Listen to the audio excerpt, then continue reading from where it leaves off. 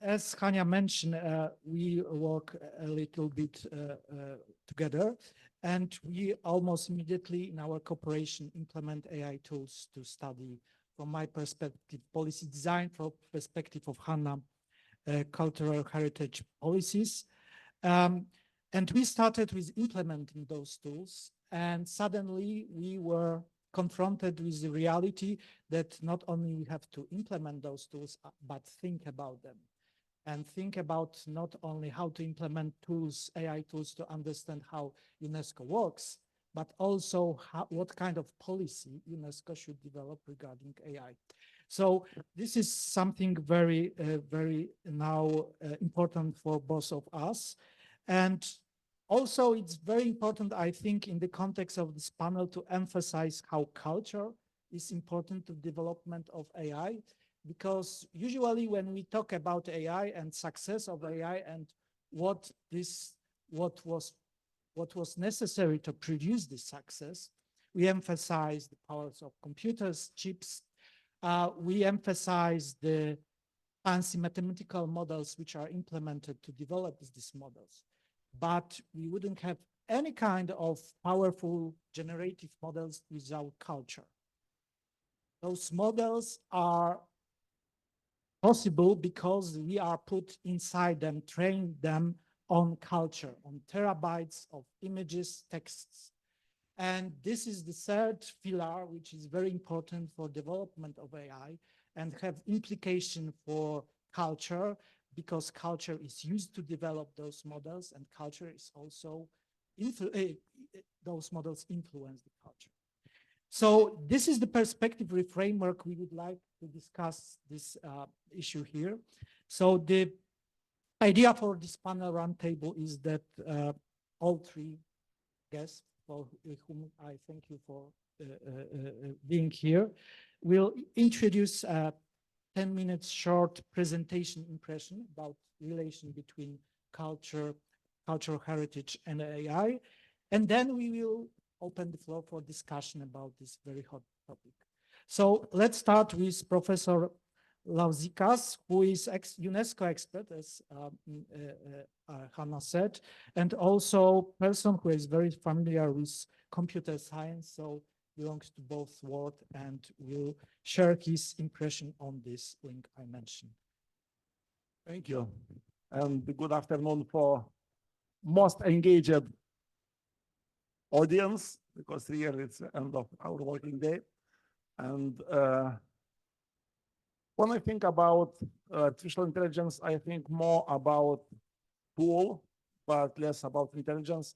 Yes, it's really intelligent tool and powerful tool. And in some situations, when I discussed with ChatGPT and I feel that ChatGPT is disappointed by me, I feel uncomfortably because I dislike to disappoint something or somebody, maybe.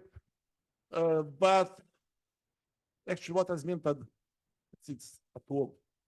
As all tools, artificial intelligence-based tools, actually, we must understand that it's no some artificial intelligence as in general. It is a set of different tools with different possibilities, that as all tools, they have limitations and have strengths. And actually, we must understand this. In some situations, the limitations of artificial intelligence could be transformed into the strengths, because, for example, we know that artificial intelligence, when think about level of discourses or narratives that follow a majority way. But if I want to investigate the dominated narratives about heritage in social network sites, the experiments with artificial intelligence is one kind of good experiments.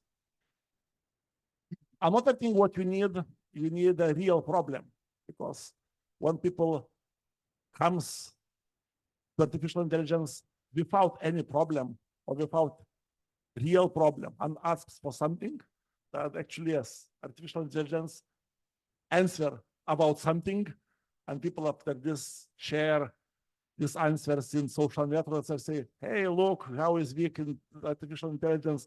I asked a simple question. One is Gap and Grindel battle, and he or she answered it in 105,036. Okay.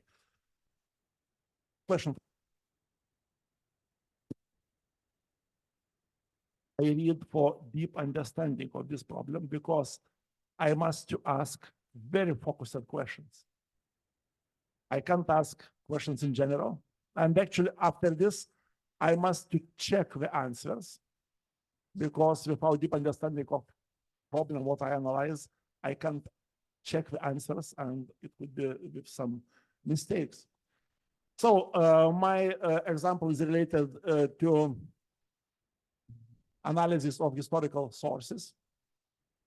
In our first roundtable was mentioned about need of bridges, need of relationships between two lists of UNESCO heritage. It's World Natural and Cultural Heritage list and lists of intangible heritage. But actually, in my presentation, I want to mention about third list of UNESCO. It's list of documentary heritage memory of the world.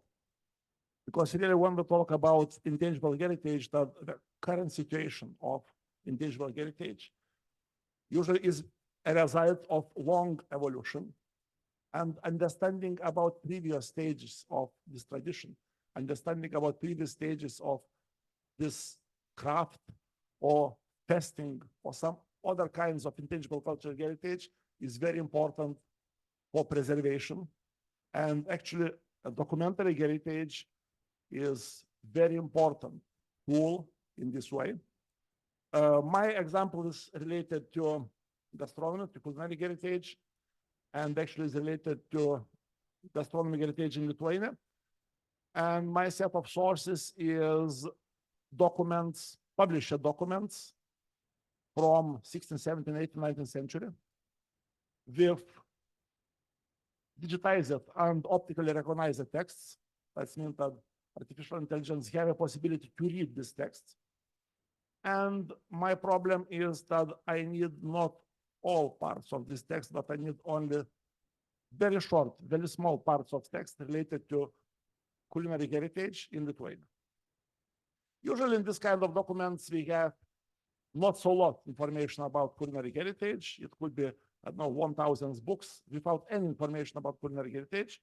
Or it could be 1,000, not books, 1,000 pages with, I don't know, only a few mentions about this.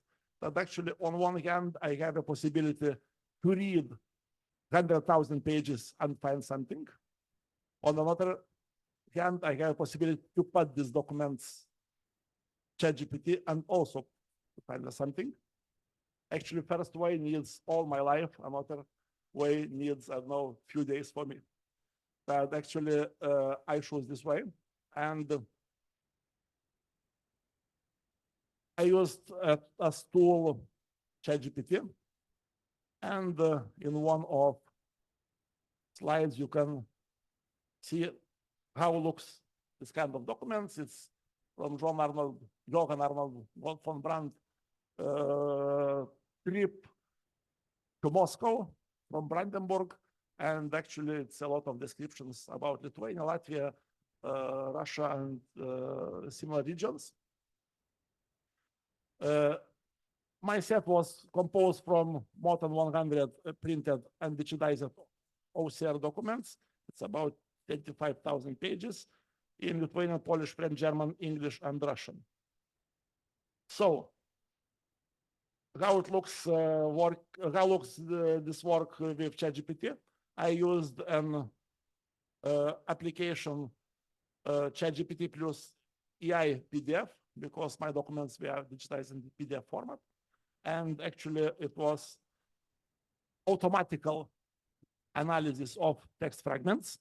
And you can look to my question and to answer from ChatGPT.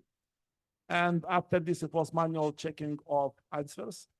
I need to read these pages really. And in a lot of cases, I find more information in these pages needed for me than find ChatGPT. But actually, ChatGPT make for me some content or some list of pages where I can find my information, and it really works. And I need for collecting this information 1 full day of work. After this, I had about 600 fragments of text related to culinary heritage in Lithuania. Actually, related to culinary heritage, actually about 40% of them was related to Lithuania, because I can easily check by the stage of the traveler, by stage of travel, in what country it is mentioned. And after I find 50 fragments of text which are truly used for my research topic and which are truly interested.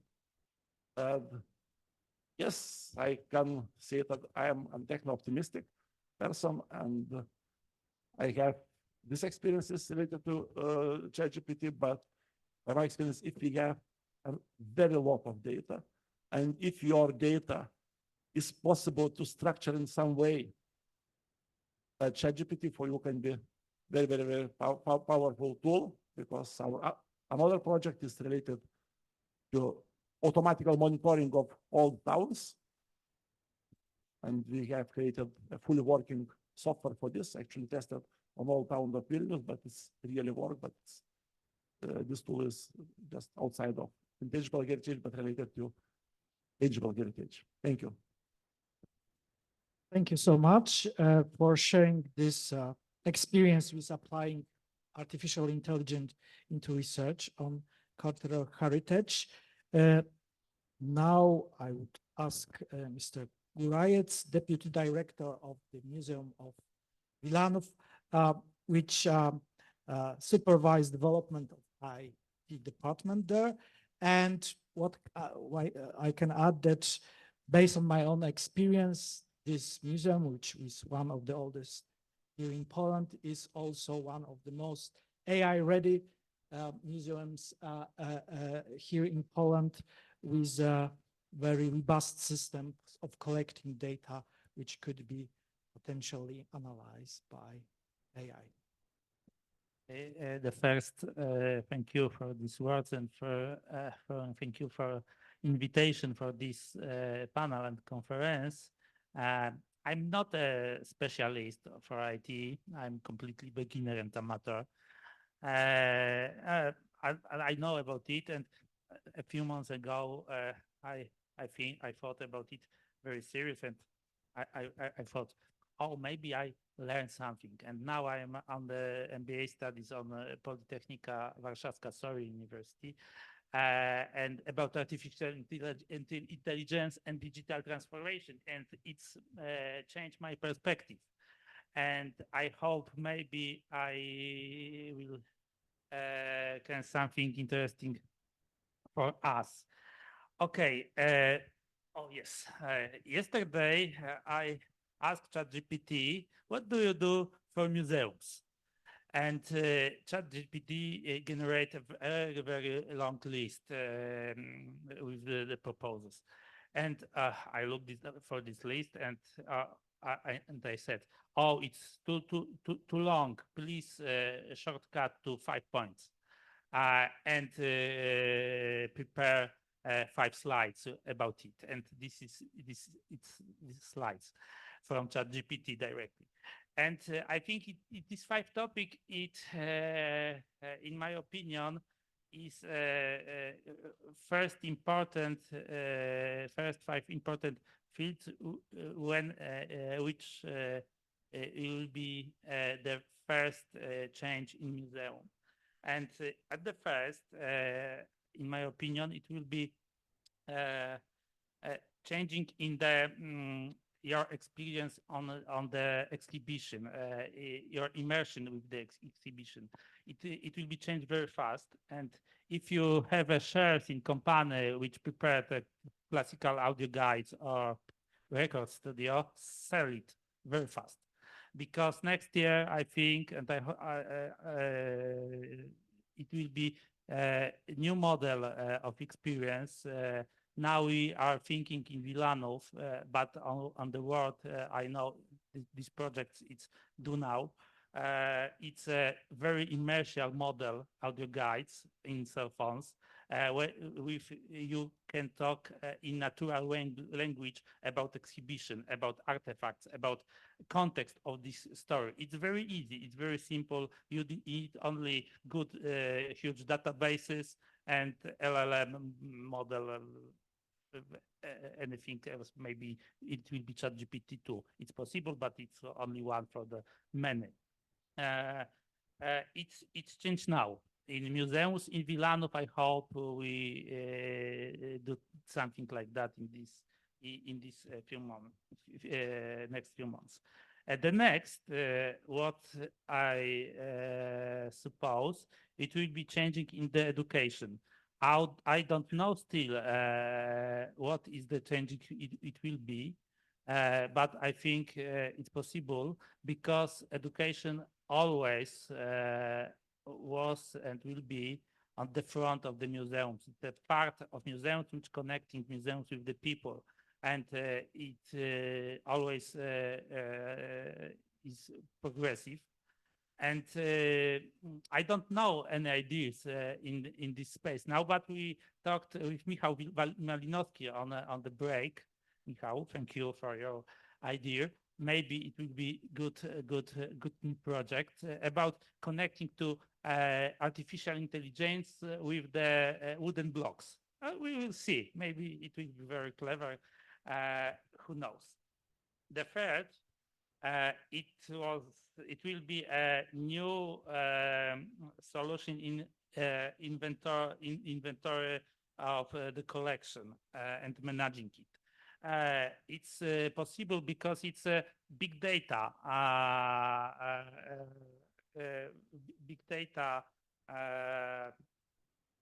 space and databases. And for the artificial intelligence, it will be very good material to learn about museum collections, arts, and everything what people do by hands on the past, arts and anything else. I think next inventory tools will be cooperated with AI, and we are in Wilanów new inventory software, and we are talking with the developer about solution in this space. We'll see. The third, it's digitalization. It's simple. Every museum's digitalization, everything now, because it's important to have big data and information and digital information about sculptures, paintings, and everything. I don't know still what the solution it will be, but it will be, I'm sure. And the fifth, I think it's most interesting of this. It will be changed in the conservation, monitoring, security, and visitor satisfaction analysis, because we have a lot of data of these four things. One example, half a year ago, we talked about a project, how connect the information about weather with the conservators databases. It was September. It was quite hard to do it very fast and very cheap.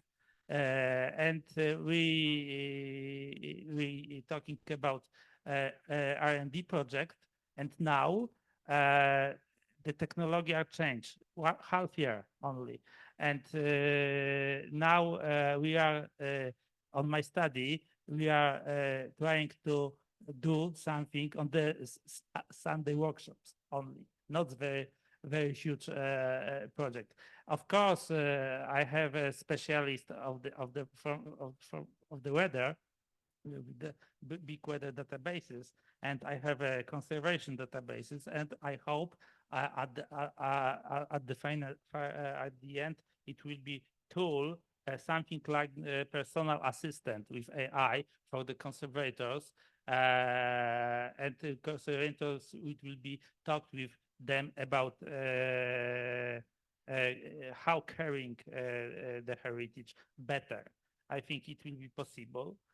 And I think it's only 5 fields of solution possibility. I think the museums have to change with AI, like whole world. I don't know where is the finish because we are at the beginning, and we have a problem, of course, with the staff, with the money, with the ideas too. But in my opinion, it will be a easier and easier technology, and from the next months or 2 or 3 years, we are in the different point like today. And I agree with the CEO of NVIDIA company who said in the future, we don't need a programmer because we are all be a programmer with the natural language, with the AI, supported by AI. And maybe it's so scary, I think, because it's changed everything. I think the most of today, what today people do, it changed. I think that people who can do something by hands win this game, because for it will always work for a programmer, for very modern jobs like specialist from marketing, accounting, or something. It's, in my opinion, not. In museums, we have a chance, I think. I hope. Thank you. Okay, thank you very much. I hope we find after AI invention as an academic's job in Prague, maybe some kind of a workshop where we can work manually. Please remember about us. But on serious note, thank you for sharing this observation. And our last panelist, Professor Biecek, who is expert in many subfields of computer science, and maybe in the context of today's event, the most important one is explainable AI. So Przemek is an expert in making AI model more transparent for humans and try to understand how force them to be more readable for us humans and be easy to interact with. Przemek. Thank you for this nice introduction. May I get the clicker?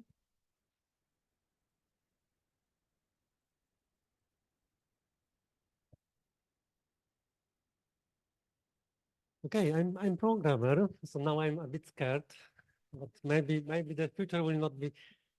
Maybe I have some time still. I'm old programmer, so I'm still thinking about Ireland. Computer scientist, and I'm here because actually I believe that to build good models, it's not enough to have a good good computer scientist. It's not enough to have a good computers, chips, and data.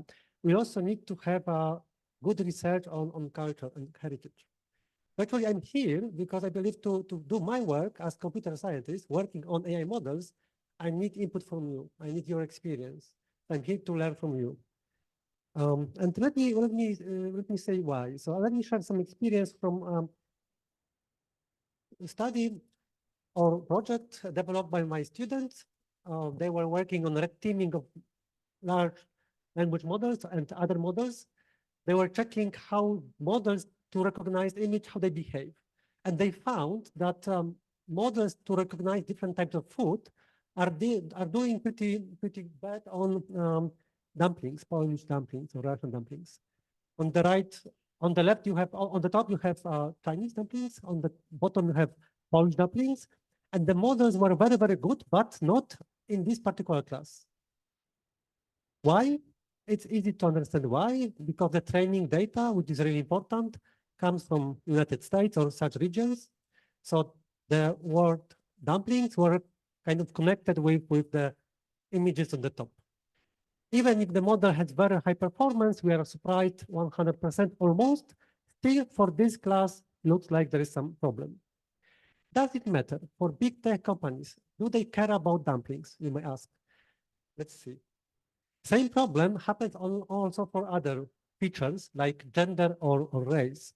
So in this example, a research that were conducted a few years ago found that images or models for face recognitions are working much better for white race and males, and are doing pretty bad job with female, especially in the darker skin tones. And it matters for these companies. Lack of performance of these biases against women and against the race are actually a pretty big problems, not only because of the media, but also because of the large market, like in Africa and Asia. So it looks like it matters. It looks like it matters. It's not just a funny story about dumplings, but it's also something more deeper. So you may now ask what we can do about this. It looks like data is biased. There are some biases related with CV screening, like if you apply for a job, maybe because of some historical reasons, the job was more for male applicants. So these biases now can be reproduced, automated, which is not good. So what we can do?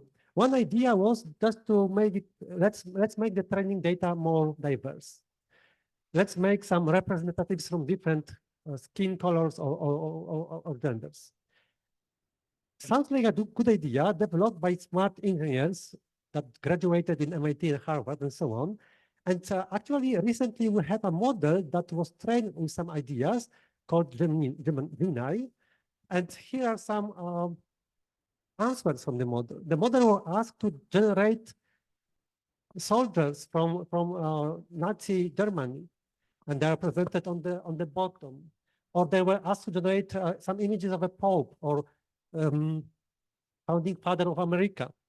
And you see that just blindly, stupidly, without any thinking, making these answers diverse is not a solution. If we don't understand our heritage, if we don't understand our culture, we will end up with such stupid mistakes, which will badly affect our users, also our reputation. So what we can do? What we can do? I think that really in the AI research, we need input from a good researcher from heritage. So it's not only to use tools built by big techs in your area, but also to use research from your area to build these tools. And again, it's not only about, because in Poland, you know, usually we have just one skin tone. Yeah, it's kind of, these problems are not local for us. But there are other problems that might be important for us. Like here you have my last slide, a question asked to GPT and question asked to Google, who actually cracked the Enigma machine, who cracked the Enigma. And I was surprised to learn that the answer from these two tools are different. From Google, the answer is Marian Rejewski, while from ChatGPT, the answer is Alan Turing. Of course, the true history is more complicated, but it's kind of surprising that tools will affect the reality that we perceive. And tool will choose one of these options and will tell you that one of these options is true.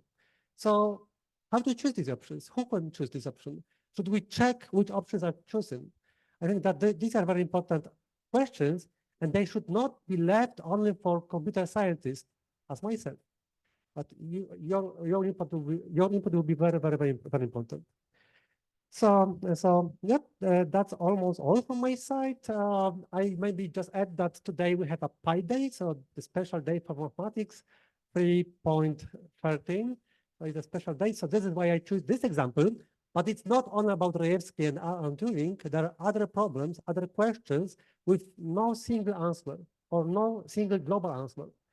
Answers that can be answered differently, questions that can be answered differently in different regions. And again, I think that we have really good research on this how heritage, how culture is encoded in models that will be used massively. Thank you.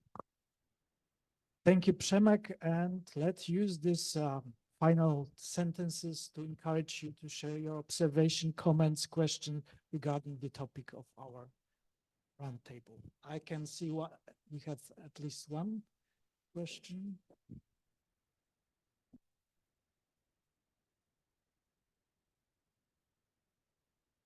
Thank you very much for a fascinating discussion. I have a lot of questions, probably because I'm working on a habilitation book on digital heritage.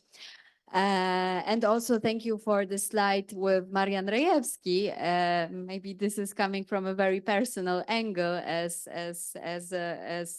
actually a family member, but I have addressed the same issue in the Museum of Computer Science in Mountain View, where I saw on the exhibition that Enigma cracking was attributed to Alan Turing. So thank you, thank you for this example. And thank you for wonderful problems you highlighted in your talk, because what I see as very problematic with digital heritage is often the fact that the collaboration on digital heritage is not conducted in synergy with programists, with cultural specialists, and also, and this is what I would like to really stress, and this is related to my question, that will be actually a question to all of the panelists.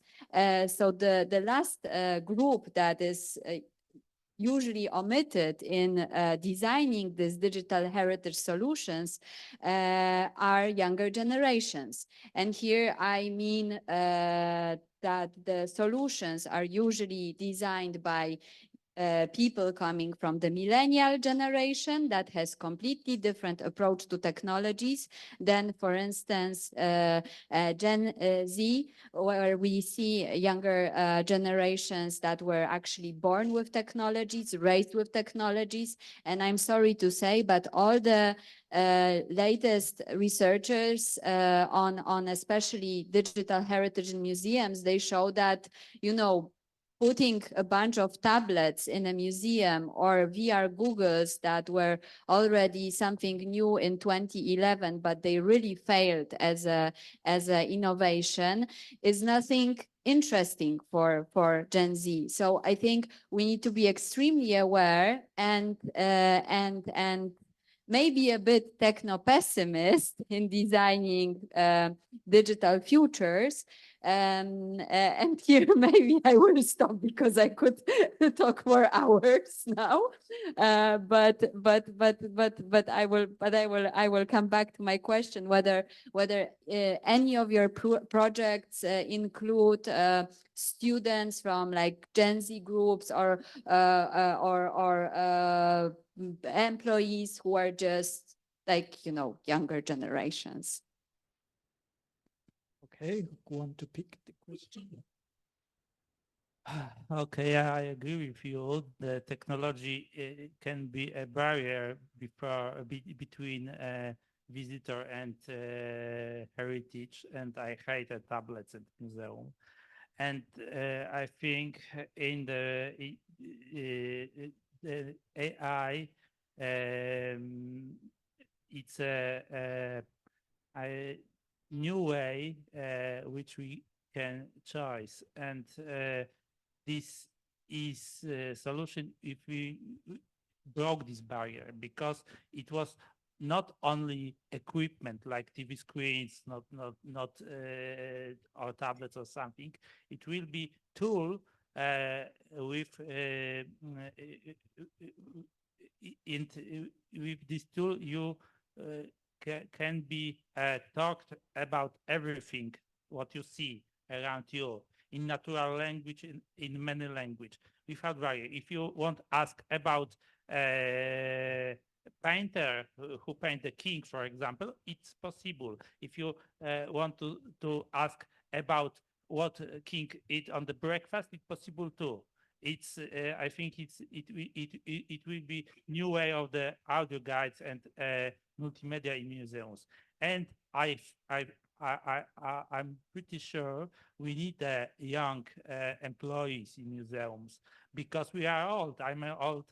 I'm only learn it. My daughter, it's 10 years old. She born with the smartphone with hands, and she using technology every day. I remember she started. I don't know. Maybe it's not good, but I think it's the modern world. She was 2 years old, maybe 3, and we need people, young people, to this project because we are very close to our minds. I think the solution for the young generation, prepare young generation. Thank you very much for this question. I'm with you. I would like to actually hire young people and people with diverse experience, but this is super, super hard in Poland. Like I spent 6 months to hire a postdoc, she's female, after psychology, and it was super hard to hire her as a computer scientist because for people in our discipline, it was really hard to believe that after psychology you can do research in AI. But we succeeded after the 6 months. So we need more places like that and groups like that. So I really believe in this category created by Hannah. I saw on these slides that there are diverse group of people with diverse experience. So yeah, I think that it's possible, and this is an example of how to do this. When we think about the relationship between technology and generations, I think that it's very important to look much more deeper than only technology. Because when we think about how technology works for society and for different people, we can find the different informational behaviors related to technology.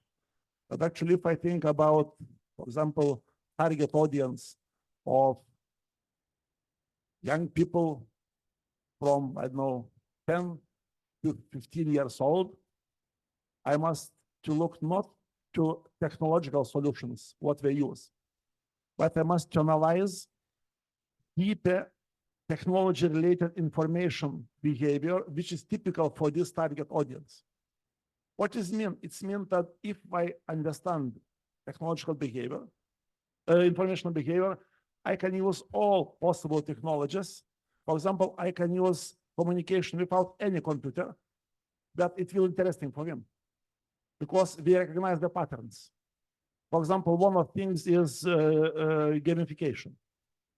Computer games were very, very popular in a lot of audiences of younger generation. But if I want to understand what kind of gamification could be used for my educational work in museum, I need to analyze what kind of computer games are most popular in this target audience, between people of this target audience, and probe to understand what gamification solutions are engaging, and then do this. Actually, here is another big problem that when we analyze the younger generations, really, when we think about differences between my generation and younger generation, I like the metaphor of Mark Prensky about digital natives and digital immigrants. But yes, I'm digital immigrant, and we are digital natives. But investigation for this generation or research on this generation is performed by me and by my colleagues. What is a very big problem and what is dangerous thing in this? That analyzing informational behavior of this generation, and I will use the conceptual things related to my generation. For example, if I want to describe the creativity is a concept. I operationalize the creativity concept to, I don't know, variables or to some metrics or measurable things, independent from how I describe this concept. And if I describe this concept by way of my generation, that my analysis shows how many creativity typical for my generation is in that generation, for example. but why that generation must have a lot of creativity typical for my generation. And it's a lot of problems, and then we must be careful, but I think that we can find solutions, but our solutions is much more deeper than only technological level, only software or hardware. Okay, thank you. Any other questions, comments? Maybe comment and question, I don't know how to call it, but we are participating in the opening of this UNESCO chair. So the place where the debate should be and research hold on. And I think the topic of artificial intelligence is so important that we need to make a 1 or 2 or 1 week session because issues are so important and artificial intelligence is challenging our lives so much. Education, experience. When Piotr talked about experience in the museum, experience of the museum will be completely personalized because of artificial intelligence and completely different. However, we need to think about how to flourish, how to use these tools to really empower youth and young generation in an experience of intangible heritage. Because this is the most important question and issue, how to transmit to young generation intangible heritage and how use artificial intelligence to do that. To enable young generation to get interested in traditional culture, because there is a gap in between these traditional tellers, transmitters of the tradition of culture, who are not completely familiar with technology or artificial intelligence, and young generation, which is completely growing up as not these immigrants, but natives. So how we connect it? So we should make with Hania, I think, the lab or, the place of research and connect. The future is a connection, of different disciplines to elaborate new methods, how to flourish with artificial intelligence. And I think we have a perfect tool, amazing tool, which can transform, challenge education. And how we can educate children to get interested in intangible heritage, which is the salt of everything. I agree with Michał because we are in the very, very interesting situation because we don't know where we go, but we go very fast. It's in short, actually, I think that ambition to transmit all intangible heritage is too big ambition. And it's never happens in history because in all periods of history, in all evolution of traditions, some of them we are lost, some of them are changed, some we adopted to new realities. Our problem probably is that our new realities are changing very fastly because if we imagine in Lithuania, but probably it's similar also in Poland, that only 2 or 3 generations back to history, it was predominated rural agricultural society. And very lot of intangible heritage objects were related to rural agricultural society, which is also changed now because it's the farmer with a tractor, but without any horses and a lot of things.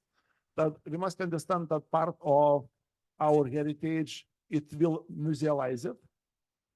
Because when I think about life cycle of intangible heritage, that I think about living heritage, after it goes to some scenic performance, which is performed in case of special events by especially trained performers, dancers, singers, but it's not part of living everyday heritage. And after it goes to museum, to archive, as documents, as filmed material, as voice records, or some as audio records, or some similar things, that actually I think that this process works also in our time, and we need to think about this, how to preserve some parts, how to put in the new realities. For example, it's a very good example of Ukrainian vyshyvanka. Yes, We understand that to preserve the tradition of dressing of full national costume is impossible in contemporary time. Because people live in other conditions and they can dress the national costume only occasionally in some situations, but not in everyday life. Yeah. But Ukrainians make a very good solution to preserve a vyshyvanka, one element of national costume, and put to everyday life of contemporary person living in urban area. And it works. But actually, I think that your idea about laboratory, it's a very good idea, because when we think about so fastly changing environment, when we think about how to transmit the traditions from real agricultural society to digital natives, that we need the possibility to experiment. We need some sandbox. And some of our solutions, some of our ideas will work, some no. How artificial intelligence could be helpful here, I think that it could be helpful for understanding of our processes, because really when we think about sandboxes and about possibility to accept or to transmit some elements, we need a lot of time, because really the transmission could happen, or for example, okay, we have some experiments, and which experiment will be accepted by society. We need 10, 20, maybe 50 years. The artificial intelligence in relation to modeling, it could be helpful to understand what things from our experiments, what ideas from our experiments are most fruitful and most engageable for digital natives. But actually, that's mean that only for digital natives, because if you change the audience, we need another experiments. Let me share a bit different perspective. I have two kids, and they are very interested in heritage, but not necessarily our heritage. They consume content through YouTube, TikTok, other media. They are very, very interested in many topics which are exposed, recommended, presented to them. So I still think that in our discussions, it's not only about how to use existing tools, but actually how to shape these tools to tell stories that should be told, stories about our heritage. But I think it's also something that we should talk about. Okay, thank you for reaction for this voice. One more question, Hania, do we have one more? Yep, yes, please. I have a question because I think the discussion is fascinating. So I'm excited to see where the chairship goes, and I'd love to do a lot more work on intangible cultural heritage, particularly because one of the key things that I'm involved in is actually language transmission. So, and language revitalization, especially of indigenous language, such as Daket or Anishinaabe. So my question is, while I see a lot of young people using AI to document languages, I'm wondering if you think the chance of digitizing and personalizing experiences or doing work in intangible heritage actually diminishes linguistic ability and valuation of learning a language, because everything is now personalized to your own language. Therefore, there's no need to learn another language. Where do you think that goes? Thank you. You don't have to answer now, but it was just a question I thought maybe we could explore. Thank you. I think it's a really great topic. I will just share one experience from research, visit of a researcher that is working in Arabic countries on Arabic language. Problem with training large language models is that you need a lot of text, a lot of language to train these models. And they haven't such large resources. So one idea that was discussed was to use existing English documents and translate it to Arabic, and then train the model on Arabic, which turns out was very, very outraging idea, because you might be surprised that a lot of content in, let's say, English is related to celebrities or lifestyle, which not necessarily was a focus on people that were training language model for Arabic language. So I think this topic could be a topic for 1 week conference, Yeah, and shortly answering to this question, that when we think about languages, at different levels on how language work. One is transmission of information. But actually on this level, we have more or less good tools, and I can read the Arabic text and understand the Lithuanian, and yeah. But another level is some semantic levels of language. Deeper, we have the language-related worldview, and I can understand some language technically for transmission of information, but I can absolutely doesn't understand the worldview of these people who spoke in this language. That if you go deeper, probably the role of artificial intelligence also grows, because we need very powerful tools for translating or transmitting the meanings, which are much more deeper than only information transmission. Yes, I would like to add what we said, because it's much more deep, the language, and it's a way of thinking. It's a system of thinking. And if you have for instance, African music and African rhythm, so it's adapted to the language, and the difference from one tribe to another one in the rhythm consists of difference of the language. I cannot understand the difference in the rhythm. It's very similar for me, but for the African ears, they can distinguish very huge difference.